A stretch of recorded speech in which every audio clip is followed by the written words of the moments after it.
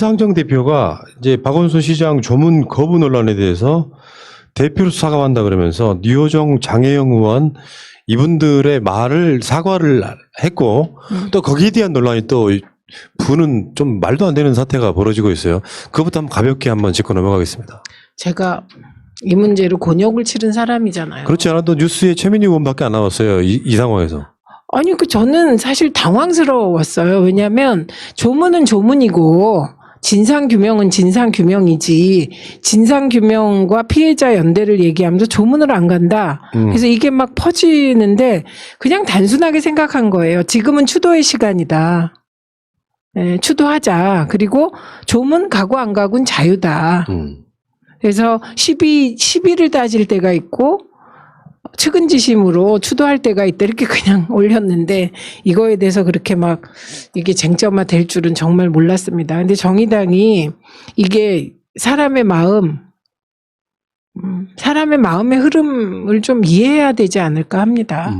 제가 그런다 그래서 예를 들면 성추행 의혹에 대해서 부정하거나 성추행 의혹해도 일 잘한 사람은 괜찮다거나 그런 거 아니에요. 그러니까 제가 정의당 보고 요즘 딱하다고 느낀 게 그런 거예요. 저는 나이를 떠나서 정치의 기본 흐름은 알아야 된다고 생각해요. 그러니까 어느 날 갑자기 갑툭튀 한 사람들이 구호를 외친다고 정치가 젊어지는 게 아닙니다. 말하자면 저는 이제 소위 말하면 태도학의 창시자라고 불릴 정도로 태도를 중요시해요. 네. 그 태도가 모든 것을 결정한다고 보는데 태도가 잘못된 상태에서 아젠다를 아무리 내봐야 차라리 말 안 하느니 못할 정도의 역풍이 불어버리면 소위 말해서 이런 본인들이 하고 싶었던 이야기는 다 묻혀버리는 논란에 휩싸이게 만들지 않는 방식으로 이런 거 있잖아요. 젊은 국회의원들인데 기본적으로 사람들이 됐네라는 이미지를 줘야 돼요. 근데 당돌함과 그 어떤 그런 것들로 인해서 정치를 할 수 있다고 생각하는 게 착각입니다. 네, 그러니까 아직 젊은 두 분이기 때문에 앞으로 지켜봐야 하겠습니다만 그러니까 일단 죽음에 대해서는 애도할 수 있는 그런 마음, 거기에 관념적인 사실 다른 건 좀 관념적인 사고의 결과라고 생각을 해요. 그래서 이 부분은 저는 초기에 미래통합당이 애도할 때는 애도하자 그랬다가 갑자기 정의당이 그렇게 치고 나오니까 미래통합당도 조문을 한다 그랬다가 거부하고 이런 걸 보면서 미래통합당엔 어른이 많잖아요. 어른들이 왜 그럴까? 이런 생각을 아울러 하게 됐고 이번에는 결과적으로 정의당이 그 부분에 있어서 과거에 우리가 쓰던 단어인데 전문 용어로 선도투를 하신 셈이 됐죠. 예. 네, 그래서 오늘 심상정 대표가 사실 두 측면이 다 있는데, 그죠?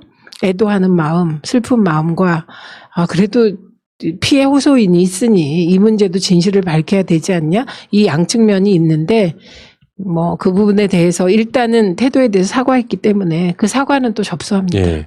그러니까 사회적 공헌이 워낙에 근본이기 때문에 하고 싶은 말이 있어도 2, 3일 참을 수 있었거든요. 네.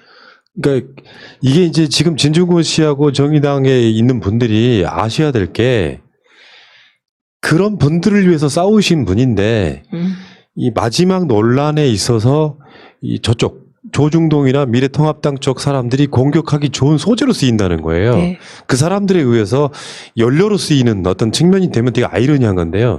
그게 이제 이 아까 말씀드린 것처럼 젊은 정치인들이 참 현명하네라는 느낌을 주면 정의당이 앞으로 더 발전하는 것이겠지만 이런 논란에 여러 번 휩싸이다 보면 나중에는 정반대로 갈 거라고 생각이 듭니다. 네. 그러니까 사실은 조국 장관 관련한 검찰의 난에서도 우리가 보셨잖아요.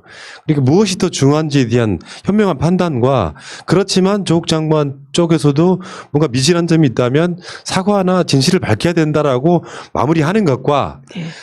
일단 조국 내가 나빠라고 이야기하면서 검찰 개혁 이야기는 이미 뒤에 말을 했을지라도 우리한테는 안 들리는 거예요. 그러니까 지금도 여러분들 정의당이 그런 메시지를 냈겠지만 정의당이 검찰 개혁 이야기를 한 적이 있는가라고 기억하지 못합니다.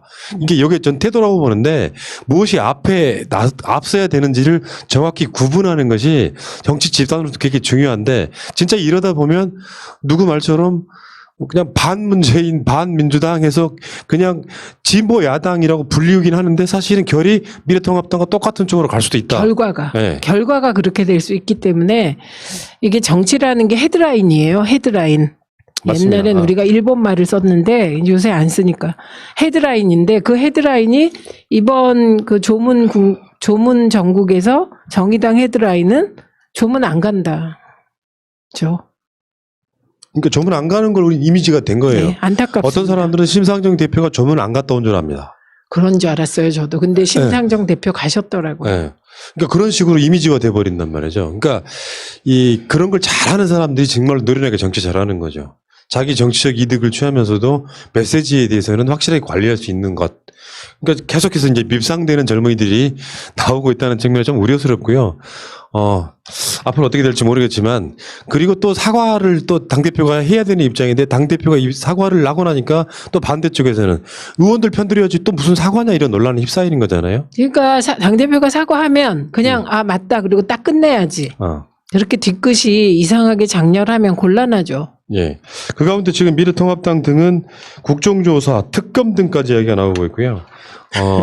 저는 국정조사는 정말 피해 호소인의 2차 가해에 기름을 붓는 결과를 가져올 거라고 생각합니다. 박성준 같은 의원은 경찰이나 검찰을 신뢰하지 못한다. 그러면서 특검 주장을 지금 하고 있고요. 자, 뭐 그 이야기는 일단 여기까지 하겠습니다. 사실은 문재인 정부에서 엄청난 오랜 시간 동안 준비했던 사업인데 최근에 이슈들 논란들 때문에 묻히는 것 같아서 언급만 간단히 해드리고요. 네. 바로 이 전 방송에서 우리가 다뤘기 때문에 한국판 뉴딜 2025년까지 160조 투자한다고 그러고요. 일자리가 190만 개 창출되는데 여기 저는 딱 한 줄 소개를 해드리고 싶어요. 한국판 뉴딜은 대한민국 새로운 100년의 설계다. 그래서 그 방송에서 제가 그런 표현을 했습니다. 나중에 10년, 20년 지난 뒤에는 대한민국이 세계 제1등 국가로 발돋움하는 데 있어서 중요한 모멘텀이 될 것이다. 이렇게 표현을 했던 기억이 납니다. 그리고 이건 대한민국만이 박차를 가할 수 있다는 게 중요해요. 무슨 얘기냐면 김대중 대통령으로 시작돼서 노무현 대통령이 대한민국을 ICT 세계 최대 강국으로 만들었었잖아요. 네. 근데 지난 9년 ICT에 있어서는 이명박 박근혜 정부가 잃어버린 9년이에요. 그렇죠. 그 9년 동안 대한민국 ICT 경쟁력이 크게 후퇴했었거든요. 네. 근데 이번에 문재인 정부가 다시 김대중 노무현 대통령이 깔아놓은 ICT 기반을 바탕으로 4차 산업혁명과 디지털 경제화를 촉진하고 있는 겁니다. 예. 공교롭게도 지금 방송하기 바로 직전에 나온 기사 중에는 있잖아요. 인도 사람들이 중국산을 버리고 한국산 쓰려고 하고 있다. 그게 바람처럼 불고 있다. 이런 게 있거든요. 그러니까 이게 잘 되려면 모든 게 다 때가 맞아 떨어지는 거예요. 준비된 대한민국. 네. 심지어 플로리다주 같은 경우는요. 미국 플로리다주 같은 경우는 코로나 확진자가 대한민국의 20배예요. 그거 선진국이라고 볼 수 없잖아요. 지금 미국이 13만 2천 명 사망했어요. 근데 만약에 대한민국에서 13,200명만 죽었어도 우리는 그냥 대통령 견디질 못하는데 저는 요즘 미스테리가 아니 세계 최강 미국이 코로나 확진자가 300만 명이에요. 그리고 13만 2천 명이 죽었는데 대통령직이 유지되는 게 신기한 것 같아요. 그러니까요. 그래서 오늘 한국판 뉴딜이 나왔던 중요한 단어 키워드만 제가 알려드릴게요. 사람 투자, 디지털 포용. 물론 이게 국민들이 관심이 없어지면요. 그냥 구호로 그칠 수도 있어요. 다만 국민들이 이런 것에 관심을 가져줘야만 저는 진짜로 깨짐이라고 생각해요. 그러니까 열심히 준비를 해서 어떤 논란 속에 발표를 하면 언론들은 그거 보도 안 하는 경우도 있어요. 근데 세계가 깜짝 놀라고 있는 게 뭐냐면 코로나19에 있어서 K-방역도 놀라고 있지만 어떻게 저렇게 온라인 수업을 일제히 다 할 수 있느냐. 결석률 1%는 평상시랑 똑같답니다. 그러니까 이것 때문에 깜짝 놀라고 있다는 거잖아요. 전 세계가. 저 나라는 어떻게 된 나라가? 다들 지금 온라인 수업하기 위해서 준비하고 뭐하고 하는데 시간을 소요하는데 이미 인프라가 다 갖춰져 있어요. 미국, 영국은 결석률이 30%예요. 그러니까 비교가 안 되는 거죠. 자, 여러분들 오늘 뉴스에 이따가 이제 MBC, SBS, KBS 뉴스 등이 나올 거 아닙니까? 한국판 뉴딜에 대한 보도를 하는지 안 하는지 감시해 주시기 바랍니다. 좋습니다. 자, 그 이야기는 여기까지 하시고.